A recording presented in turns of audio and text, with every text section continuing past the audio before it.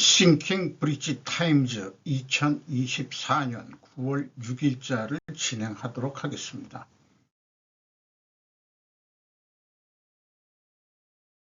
편집 내용의 제목들이 되겠습니다. 분석, 일본에 떠나는 기시다, 한국 정상회담으로 후임자에게 신호 보내기라는 제목으로 신현희, 존 캐리, 데이비드 브론스트롬, 로이터에서 3명의 기자가 보도를 했습니다.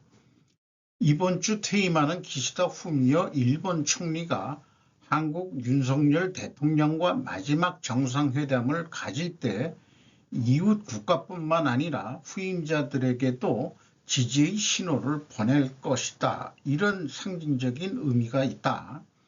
한일 우호 협력의 장을 만들었는데 후임 총리들도 자신의 그 뜻을 계속 이어가기를 바라는 그런 의미의 마지막 정상회담이 아니겠느냐, 이런 뜻인 것 같습니다.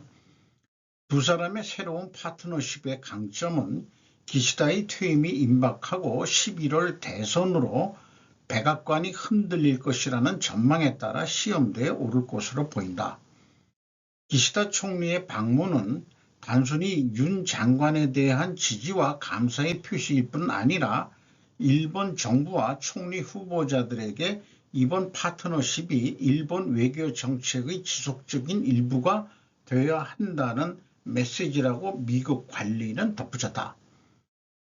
캠프 데이비드 회담에 의한 이니시어티브는 장기적인 파트너십을 촉진하기 위해 명시적으로 고안된 것으로 정치적 변화가 발생하더라도 우리 중 누구도 더 깊은 협력에서 벗어날 동기가 없을 것. 그러니까 정권이 아무리 바뀌어도 한미일 동맹을 맺은 것은 변함이 없다. 이렇게 미국 관리는 말했다. 그래서 강력한 요청, 생략된 말에는 기시다 총리가 마지막 자기 퇴임 전에 한국을 방문하고 싶다는 요청을 해왔다고 그래요. 김영진 전 유럽연합 및 북대서양 조약기구 주재 한국 대사는 일본 입장에서는 현 정부가 바뀐 후 한국 외교 정책의 연속성에 대한 우려, 그러니까 계속 잘해 나가자, 이런 거를 좀 상징적으로 보여주는 거 아니겠느냐, 이렇게 됩니다.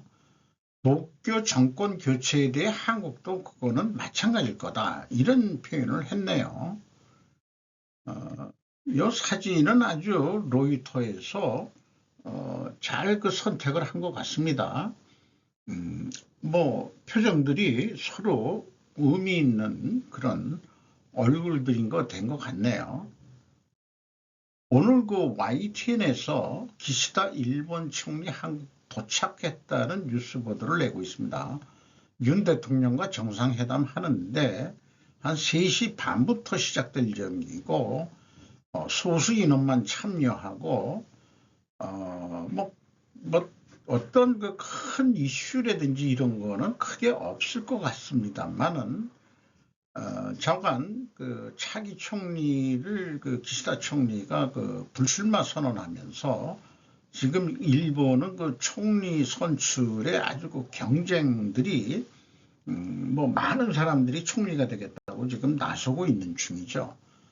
자, 이렇게 기시다 총리가 오면서 이게 무슨 선물이라고 얘기하기엔 좀 그렇고, 좀 이런 거를 좀 일본 측이 내놨네요. 1945년 일본 선박 폭발로 사망한 한국인 명단에 도쿄가 헨지인, 이거 구문 번역으로 헨지인이라는 게 손을 내밀다 그렇게 했는데, 그게 아니고 한국인 명단을 건넸다, 이런 얘기 같습니다. 요거는 코리아 헤럴드에서 어저께 보도를 한 내용인데요. 이게 이 일본 제국 시절에 그 해군의 우키시마 마루 함정이라고 그러는데, 이 배를 통해 가지고 한국인 3,725명과 일본 해군 255명이 탑승했다고 공식 보고했다. 1945년에. 이들의 통계에 따르면 한국인 524명과 일본인 승무원 25명이 사망했다. 그리고 수천 명이 실종된 것으로 이렇게 얘기를 했었는데, 일본 정부는 1945년 일본의 식민 통치가 끝난 후 수천 명의 한국인을 송환하던 중 폭발한 일본 선박 우키시마 마루호에서 오랫동안 기다려온 한국인 사망자 명단을 넘겨줬다고, 이게 서울시가 목요일 발표했다고 그래요. 양국의 발표는 기시다 후미오 일본 총리가 퇴임 전 윤석열 대통령과의 정상회담을 위해 방한하기 하루 전에 이루어진 거다. 일본 후생노동성은 현지 시간으로 오후 4시에 한국인 탑승자 명단 일부를 주일 한국 대사관에 넘겼다라고도 소개를 하고 있습니다. 우키시마 마루호는 일본이 2차 세계대전에서 패전한 후 일본 제국 통치하의 강제징용 피해자들을 돌려보내기 위해 배정된 최초의 송환 선박이었는데, 이게 그 아오모리 현에 있는 무슨 나토항이죠. 떠난 지 이틀 만에 교토 북쪽 앞바다에서 발생한 대규모 폭발이 일어나 가지고 많은 인명이 죽었다, 그런 얘기인데, 제가 뭐 역사 공부를 제대로 안 해서 그렇는지 이런 사건이 있는 건 제가 이제 처음 알았어요. 그렇군요. 이걸 일본 정부가 그동안에 뭐 안 알려주고 쉬쉬했는데, 이런 이는 탑승자 명단을 이제 알게 됐으니까 희생된 사람들을 위해서 우리가 그 정부적인 후손들에 대한 어떤 그 배상, 이런 것이 이제 가능해졌다, 이렇게 생각이 되네요. 독일의 실속 초래한 메르켈 전 수상, 공산주의 엘리트 교육을 받아 푸틴 씨와 친밀, 인권 환경 전체주의가 나라를 망친다. 이 제목 하나로 충분할 것 같긴 합니다. 오하라 히로시가 석간 후지에서 기고를 했는데, 독일의 부활은 우타카타의 꿈이다. 이게 우타카타라는 말이 뭔 뜻인지는 잘 모르겠습니다만은, 여기에 표현된 거 보면은 노래방의 꿈이라고 말할 수 있을 거다, 이런 거하고 같은 것인 맥락인 것 같아요. 2023년에 그 독일이 3위로, 전 세계 3위로 올라섰고 일본이 4위로 밀렸는데, 엔화 약세 뭐 이런 등등에 의해서 그렇게 됐겠죠. 그래서 어쨌든 이거를 표현하면서 일본은 잃어버린 30년이라고 그랬는데 중국 얘기를 꺼내고 있네요. 중국은 시진핑 정권의 실책이 계속되고 부동산 거품 붕괴로 잃어버린 50년이 예상이 된다. 독일도 일본의 순식간에 재역전될 것이다. 앞으로 잃어버린 30년에 돌입할 것이라고 생각되기 때문이다. 그러니까 독일도 잃어버린 30년 갈지 모른다, 이런 얘기예요.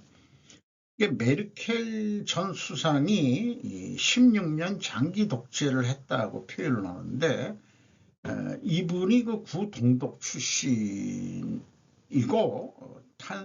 태어난 거는 서독이라는데, 소련식 공산주의 엘리트 교육을 받고, 그 다음에 이 푸틴 대통령이 그 KGB 시절 때 교분이 상당히 친했던 거로 알고 있습니다.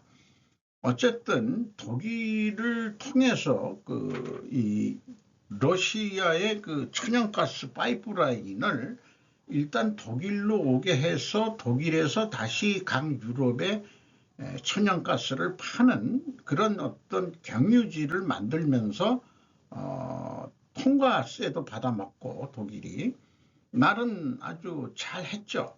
그리고 제조, 뭐 자동차 제조 같은 경우는 중국에다가 그냥 다 옮기고 이렇게 했지만은 결국 이거가 표현하기로는 공산주의를 요즘 다른 말로 얘기하면은 인권 환경 전체주의로 유럽에서 돌려 말하고 있다 이거예요. 그래서 이런 그 명분에 의한 이념에 의한 비효율적 관료주의에 자멸한 것처럼 보인다 독일이. 이런 표현을 보면은 저도 한국 좌파에게 이런 얘기를 좀 해야 되지 않겠냐 그런 생각이 들어갑니다. 그리고 이런 표현이 있어요. 공산주의가 어떻게 국민을 불행하게 만드는지는 베를린 장벽과 소련의 붕괴로 밝혀졌지 않았냐 이렇게 보도를 하고 있습니다. Will climate change be the death of fit라고 기후변화가 이게 밀인 것 같은데요. 밀의 죽음을 가져오느냐 뭐 이런 얘기 같습니다. 제가 꽤 관심 있게 보는 지정학자 피터 자이안이 9월 4일 날 방송한 내용인데 읽어보도록 하겠습니다. 기후변화 모델은 여전히 진화하고 있지만 과거 기후 데이터에 따르면 온난화 추세가 뚜렷합니다. 그렇다면 기후변화의 영향, 구체적으로 누가 가장 큰 영향을 받을지 그리고 누가 그 영향을 받을지에 대해 논의해 보겠습니다. 기후변화를 현재 상황의 증폭이라고 생각하면 됩니다. 따라서 덥고 건조한 지역은 더 덥고 건조해질 가능성이 높고 덥고 습한 지역은 더욱 습해져서 심각한 건강 위험에 직면할 가능성이 높다. 한계기후의 농업지역, 특히 밀에 의존하는 지역이 가장 큰 피해를 입을 것이다. 인류의 주요 칼로리 공급원인 밀에 대해 말하자면 기회가 있을 때 시나몬 롤과 파스타를 즐기는 것이 좋습니다. 좋아요. 다소 극적일 수도 있지만 생산량이 감소하고 가격이 치솟을 것으로 예상할 수 있다. 이는 특히 미국의 대평원, 아르헨티나 중부, 러시아 밀벨트, 중국 북부와 같은 지역에 영향을 미칠 것이다. 그러나 이 중 바람 흐름이 있는 지역은 온난화되는 기후 속에서도 꽤 좋은 성적을 거둘 준비가 되어 있다. 거기는 미국 남부와 중서부, 아르헨티나 일부, 우루과이, 유럽, 북서부, 뉴질랜드와 같은 지역을 생각해 보면은 여기는 그래도 잘 견딜 거다 그런 얘기예요. 근데 안타깝게도 중국인들에게는 농업지역이 특히 취약하기 때문에 심각한 식량 부족과 기근으로 이어질 수 있다. 그래서 잘못하면은 중국이 기아로 몇 억 명이 굶어 죽을 수도 있다. 이런 거를 예측을 하고 있습니다. 물가가 하락하는 디플레이션 경제에는 이제 돌아오지 않는다. 초고령 사회를 살아내기 위해서 우리가 해야 할 단 하나의 일. 더 골드 온라인에 기고를 한 사람이 있습니다. 인플레에 지지 않는 자산을 가지다. 최근 일본은 니사라고 개인 자산운용 통장 이런 거로 해서 금융이자 금융소득 이런 거에 대해서 비과세한다 이런 얘기고 이게 다 인플레이션을 대비해 가지고 장롱에 묵혀놨던 일본 앵화들을 금융자산으로 움직이고 주식 투자도 해달라 이런 거로 이해를 하고 있습니다. 애초에 돈을 운영하는 것의 가장 큰 목적은 인플레이션 위험을 해지하는 것 아니냐. 그래서 자산 운용이 불가피한 세상이 될 것이다. 인플레이션이 진행되면 돈의 가치 자체는 점점 줄어들고 예를 들어 지금 일본에서는 다양한 곳에서 도로와 다리, 터널, 하수도, 가스관 등의 인프라가 노후화되어 그 보수에 유지 보수에 고액의 물자와 자금이 필요하다. 이런데 돈을 쓰게 되면은 인플레이션이 안 나올 수 없다 그런 얘기예요. 고령화 사회를 뛰어넘는 초고령 사회다. 일본은 거의 2010년에 벌써 시작이 됐고 우리나라는 2025년 약 15년 후인 내년이 초고령 사회에 진입을 한다고 합니다. 이럴 경우에 인플레이션이 되고 이럴 경우에 그 나머지 건강 수명을 살아가는 초고령 인들은 어떻게 살아갈 것이냐. 결국은 단 하나의 일이라고 그랬는데 자산운용이다. 이렇게 얘기를 하는 거죠. 이것은 안도 요시토 코코자스 주식회사 대표이사가 이렇게 골드 온라인에 한 겁니다. 자, 그러면은 금융자산 운용을 해라. 그렇게 되는데, 그럼 부동산도 팔아가지고 자산 운용을 하란 얘기인지, 일본의 평균 그 고령 세대가 가지고 있는 현찰이 평균이 몇 천만행이라는 얘기를 들은 것 같은데요. 저는 솔직히 그만큼 없습니다. 사업한다고 다 까먹어가지고 거의 없는데 좌우간 이 초고령 사회에서 이 늑다들이들이 어떻게 버티면서 살 수 있겠냐, 죽을 때까지. 그러면은 자산 운용을 해야 된다. 금융자산 운용을 해야 된다.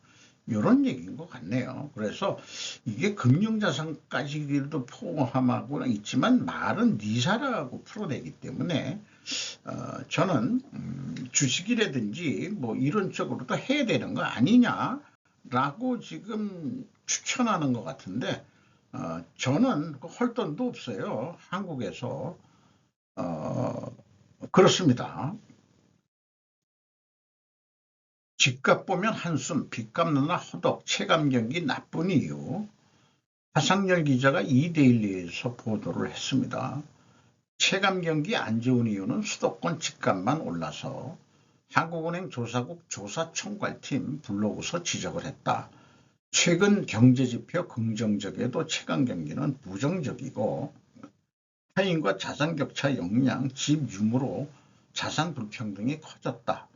수출 중심 경기 회복이 조금은 되고 있는데 높은 물가 등도 원인으로 꼽힌다.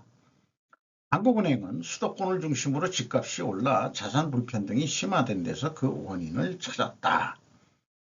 한은은 수도권 중심의 집값 상승세와 높은 가계부채 수준이 체감 경기를 위축시키고 있다고 분석했다. 불평등에 대한 사회적 민감도는 여타 선진국에 비해 높은 것으로 또 조사가 됐다. 수출 중심 경기 회복, 가계 온기 체감 어렵다. 높은 생활물가 수준이 저소득층, 고령층 등의 체감 경기를 낮추고 있다는 점도 지목됐다. 물가 상승률이 추세적으로 둔화되고 있음에도 불구하고 필수 소비재를 포함한 생활물가가 여전히 높은 수준을 유지하고 있다.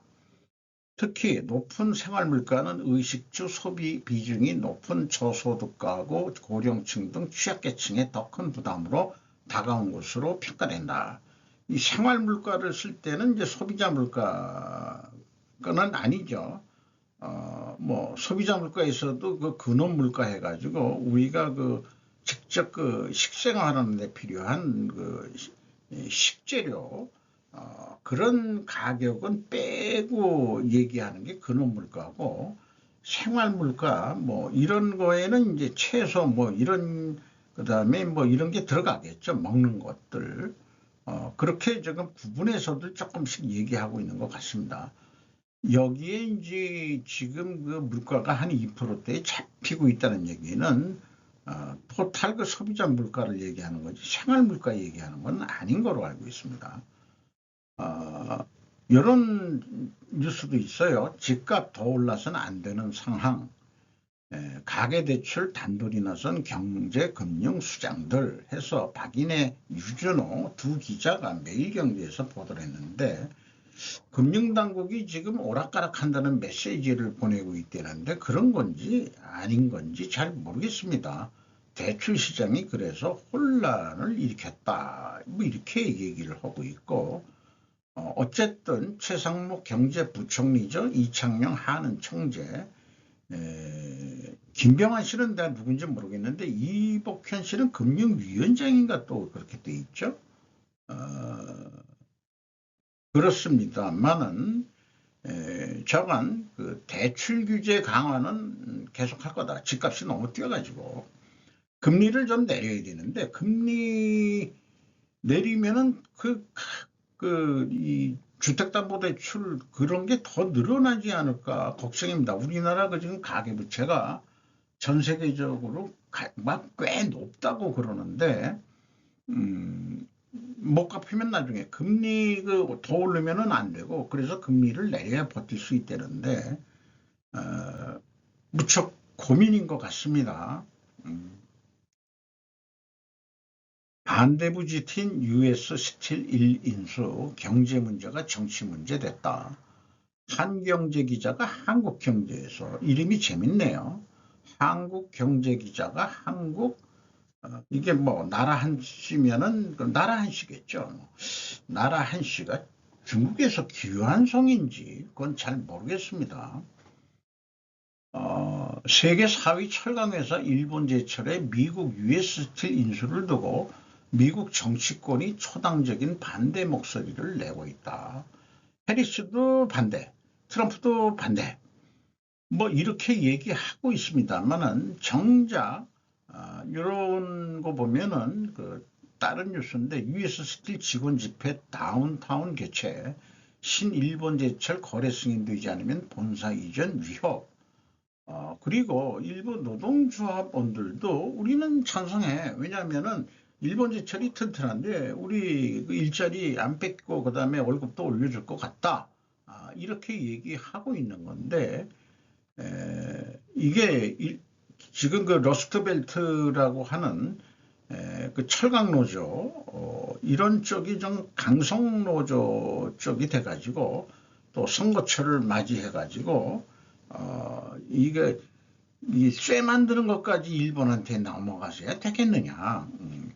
한국이 뭐 반도체 공장 와서 짓고 뭐 이것저것 짓는 건 좋고 뭐 조선도 철강을 만드는 건 아니고 그냥 미국에서 만든 철강제 가지고 수리하고 뭐 이렇게 하고 또 배도 만들고 그런 거는 좋다 이 말이에요. 근데 이 국가의 기간 산업인 쇠 만드는 것까지 남겨야 되겠느냐라고 지금 정치적인 이슈화가 된 것 같은데 사진을 보면은 뭐 그렇게 큰 공장도 아니에요. US 스틸이. 뭐 옆에는 강가에 있는 것 모양인데 뭐 별로 크지도 않은 것 같습니다. 네. 중국을 떠나는 많은 투자자와 지식인에게 미국이 아닌 일본이 더 큰 매력입니다. 유리 가케야마와 닥게 강이라는 두 기자가 AP통신을 통해서 보도를 했습니다. 중국의 학생 변호사 등이 도쿄 중심 대학의 한 강의실에 대만과 민주주의에 관한 중국 기자의 강의를 듣기 위해 차례로 신청했는데 이는 중국에서 공개적으로 논의할 수 없는 금기 주제다. 8년 전 중국 최고 지도자의 사임요구서 작성 혐의로 중국에 잠시 구금된 도쿄대학교의 칼럼니스트이자 개공 강사인 지아는 대만의 현대 민주주의는 투쟁과 유혈 사태를 겪었지만 의심의 여지가 없다. 어떤 사람들은 매우 가난하고 어떤 사람들은 매우 부유합니다. 중국의 호황이 끝나면서 기여가 고갈되면서 일부는 경제적 이유로 중국을 떠납니다. 제한된 자유도 침해당하기 때문에 개인적인 이유도 도주하는 경우도 있다. 일본을 선택하는 사람들은 부유하거나 고학력인 경향이 있다. 고도로 숙련된 전문가를 선호하는 일본의 생활 편의성, 풍부한 문화, 이민 정책에 끌리며 서구 국가에서 가끔 볼 수 있는 급격한 반이민 반발은 덜하다. 일본이 못 살고 못 배운 사람들이 아니고 돈 있고 배운 사람들은 일본에 가면 뭐 살기 편하다 이런 얘기인 것 같습니다. 2022년 일본으로 이주한 기독교 인권 변호사 리징싱은 미국은 가장 우호적이고 가치를 공유하는 중국인들을 현재 차단하고 있다. 이렇게 또 표현을 하고 있고요. 지난 10년 동안 일본은 저출산과 고령화로 인해 이민에 대한 강경한 입장을 완화해왔다. 현재 외국인은 1억 2,500만 명의 인구 중 약 2%이지만은 도쿄의 본사를 들 국립인구 무슨 연구소에 따르면 2017년까지는 약 12% 정도가 이 이민자 외국인들로 예상이 된다 이렇게 얘기를 하고 있습니다. 투자이민 회사인 헨리 파트너즈의 보고서에 따르면 작년에 약 14,000명의 백만장자가 중국을 떠났다. 이는 전 세계 국가 중 가장 많은 수치이며 일본이 인기 있는 여행지라고 말한다. 큐가 이게 뭐의 약자인지 모르겠습니다만은 중국이나 홍콩에서의 부의 안전에 대한 우려가 주요 동인이라고 말했다. 중국에서도 주로 홍콩이나 샹하이 이런 대도시에 이제 부자들이 많이 살고 있죠. 이런 사람들이 부의 안전이 지금 걱정스럽다 이렇게 얘기를 하고 있는 거죠. 뉴저지 글래스보로에 있는 르완 대학교의 아시아 교수 에드워드 왕은 자본주의 사회의 초석인 사유재산 보호는 중국에서 실종됐다. 예전에부터 없었던 거죠. 공산주의 국가는 땅을 소유 못하게 돼 있고 또 최근에는 뭐 어떻게든 부를 쌓지만은 재산 보호가 잘 안 된다 이렇게 얘기를 하고 있네요. 엔화 약세로 일본 내 부동산 및 기타 현지 자산을 저렴하게 구매할 수 있으니까 돈 있는 중국인들이 일본으로 잘 간다. 한국으로는 한국도 아파트 사는 사람들이 중국인들이 많다고 그러고 50%가 넘는데요. 외국인이 그 집 사는 거에 50% 이상이 중국인들이라고 그러는데 뭐 거기에 대해서는 이미 여러 번 언급을 한 바가 있습니다. 강제 매각을 시켜야 된다라고 팔게끔 만들어야 된다고. 닷컴 기업들은 공산당이 기술 산업을 단속한 후 중국을 떠난 사람들 중 한 명으로 전자상 거래 대기업 알리바바의 창업자인 억만장자 마인이 명문 도쿄대학교의 일부인 도쿄 칼리지에서 교수직을 맡았다. 알리바바도 뭐 공산당 약간 비판했다가 아주 그냥 망했죠. 네, 그렇게 알고 있습니다. 중국인 저널리스트 지아가 일본에 이제 완전히 뭐 와가지고 이민식으로 해서 하고 있습니다. 그런데 좋습니다.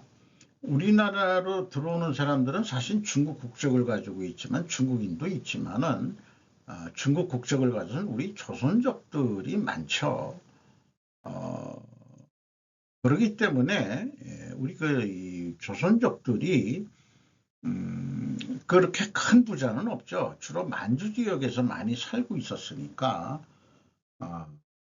그 중국의 백만장자 이런 거에는 거의 못 들어갈 겁니다. 그러니까 돈 없고 가난한 사람들이 와서 사는데 살기 위해서 자신들이 경험치 못한 치열한 그 자본주의적 경쟁 체제 속에서 그게 매우 힘들다 심리적으로 자유를 찾았다 그러지만은 먹고 살기 위해서 또 지단한 노력을 하지 않으면은 안 되는 데가 이 자본주의 사회니까 이게 우리나라는 좀 너무 많이 들어와도 문제고 그런 것 같습니다. 일본은 돈 있는 중국인들 받아들이는 거에는 먹고 살기 괜찮은 것이다라고 얘기를 하고 엘리트층들이 일본으로 많이 넘어가는데 상대적으로 그런 걸 보면은 우리나라에 들어오는 그 조선족 출신 중국 국적의 조선족 출신들은 뭐 그렇게 배운 것도 좀 약하고 또 경제적으로 그렇게 부한 사람들이 들어오는 게 아니고 몸만 와서 어떻게 해서든지 이제 취직해서 먹고 살겠다 이런 게 많죠. 저희 개인적인 얘기기도 하겠습니다만은 외가는 해방 후에 만주에서 안 내려왔어요. 다 이주했다가 적과 꿀이 흐르는 만주 땅이라고 해가지고 이민들을 갖다가 외가 쪽은 저희 그 부친하고 어머님만 1948년에 38선을 넘었는데 있는 재산 다 팔아가면서 남하를 했는데 만약 그때 안 넘어왔다면 저도 그 조선족이 돼 있었겠죠. 태어났을지 안 태어났을지도 모르지만은 그런데 이제 제 외가 쪽에 가장 그래도 잘 나간 사람을 들어보면은 그 북경대학 교수까지 한 분이 있습니다. 우리나라가 중국하고 국교가 정상화되기 이전에 일본에 가서 거기 교환 교수로 와 있었기 때문에 외삼촌이 외사촌이죠. 삼촌이 아니고 만나가지고 그냥 외사촌이지만 나이가 저보다 꽤 많이 들었고 저희 어머님하고 나이 차이도 별로 안 됐었고 자관 그 국교 정상화되기 전에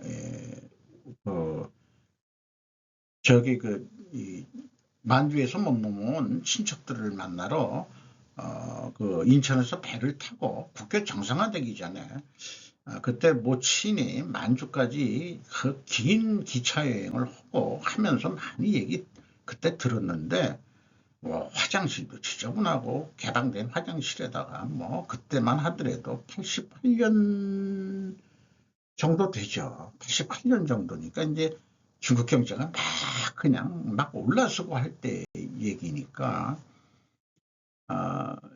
개인적인 것도 있습니다만은 그 개인사라는 게 우리나라 역사죠. 우리 선대분들은 중국어도 할 수 있었고 일본말도 할 수 있었고 그렇게 하면서 이제 세상을 살았던 그런 게 됐는데 제 나이가 벌써 돌아가신 부친의 나이대가 돼가고 있는 것 같습니다.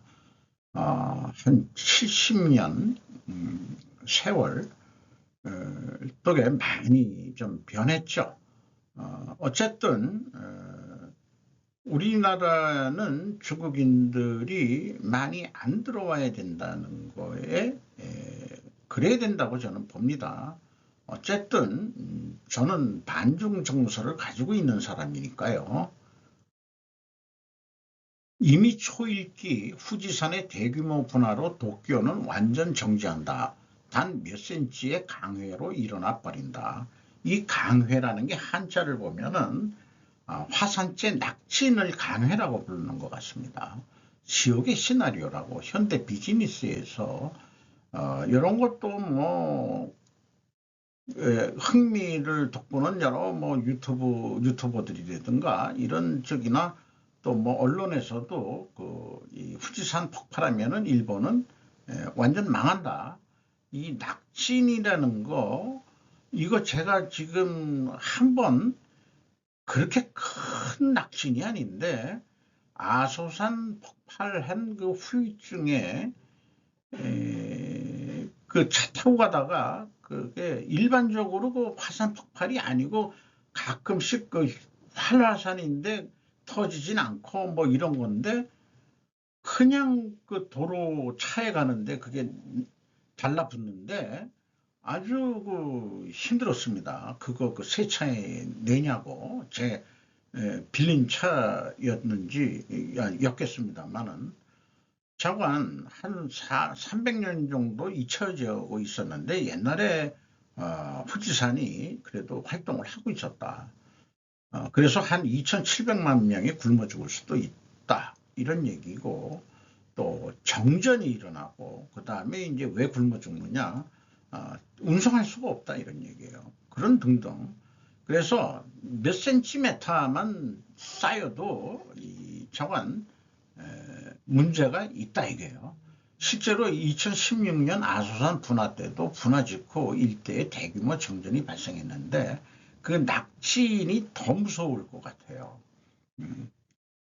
약간의 그 분진이 그 차에 달라붙는 거 보고 야 이거 무섭다 이런 걸 느꼈거든요. 요건 뭐 관련 사진인데 만약에 폭발한다면은 잠깐 지구의 그 편서풍 이런 것 때문에 이 동경으로 그냥 바로 몰려간다 이런 얘기, 낙진들이 이런 얘기가 되겠습니다.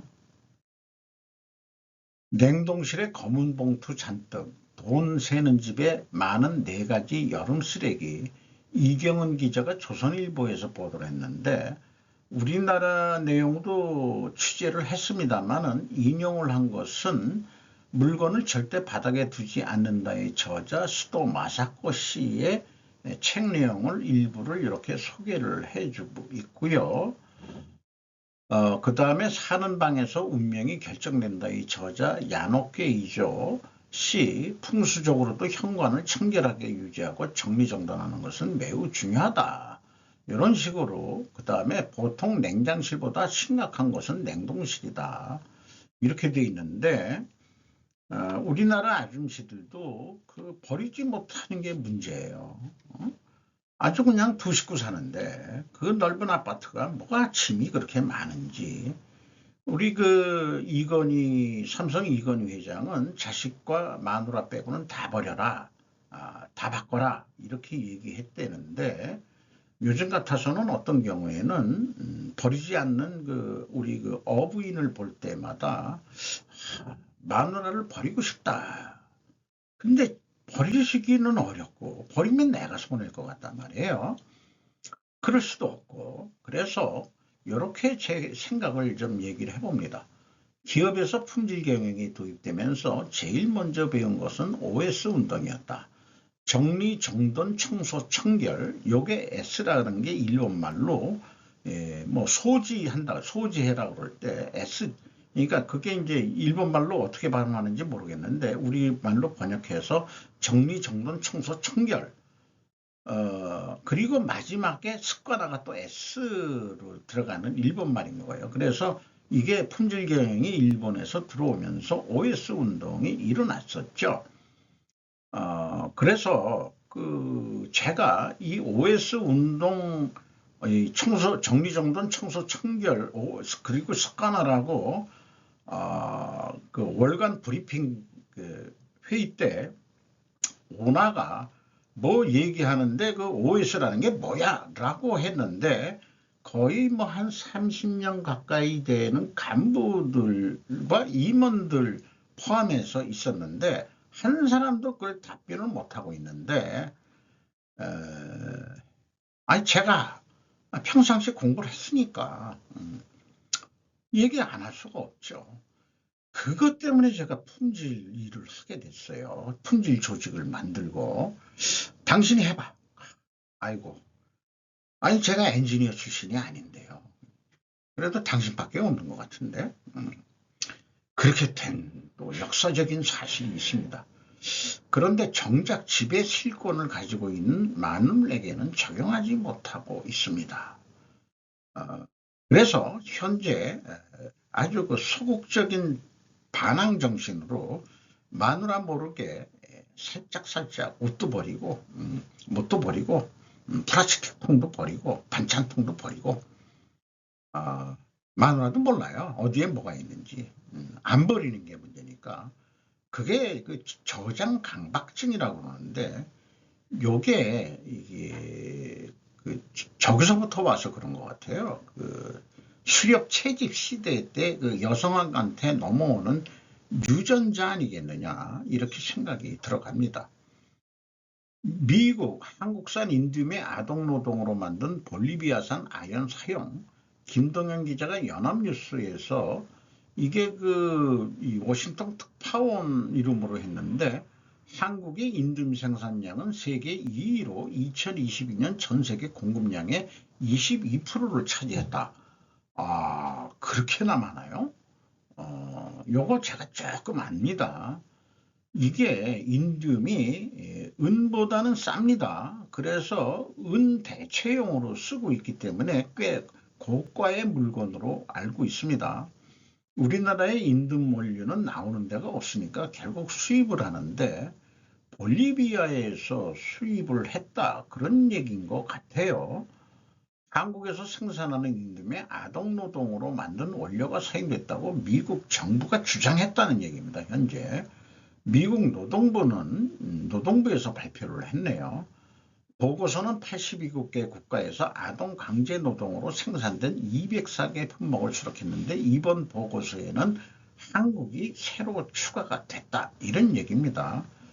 여기에 아동 노동자들로 보이는 사람들은 없는데 도로변에 무슨 이건 낙석에서 뭘 하는 건지 어떻게 되는 건지 왜 이런 사진인지 모르겠습니다만은 한국은 2022년에 볼리비아에서 3억 8,500만 달러 상당의 아연 농축물을 수입했는데 여기에 아동 노동으로 생산한 아연이 포함됐으며 인듐 생산에 사용됐다는 게 노동부의 주장이다.